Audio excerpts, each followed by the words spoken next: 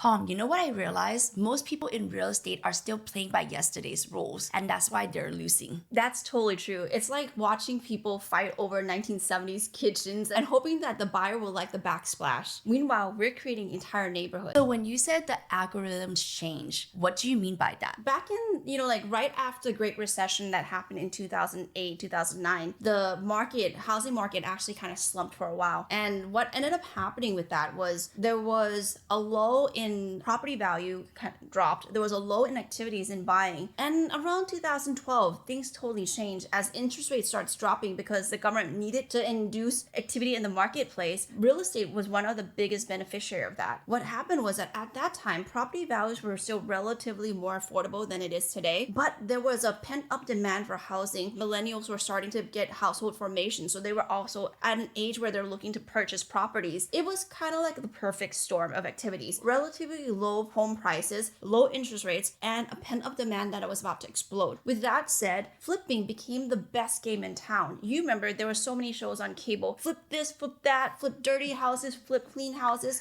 I used to be glued to one of those shows. Exactly. And they made it so easy. They made it people feel like I can just go buy any house and then just flip it. And that's where the term lipstick on a pig came into play. At that time, it was really easy. Just go buy a house, paint it up, change the carpeting, change the floor, little touch ups here and there, and you made money. And that's where the flipping culture became such a phenomenon in real estate. But if you look forward to like 2017, 2018, it started getting harder. People actually had to work to do more work. Even for us, when we were in flipping, we weren't just doing lipstick on a pig. We actually have to add significant value. And that meant, hey, doing additions. That meant redoing roofing, redoing everything in the Basically house. tearing down basically almost all the wall except one. Exactly. And so at that point, it became expensive. So instead of buying a property, doing $10, $20, $30,000 renovation, flipping it, making $100,000 profit. Okay, and context, we're talking about Los Angeles. So internet, don't get mad and say, no way you make $100,000 profit. You do in LA. So context is different. But for us, we were doing that and it was fine. But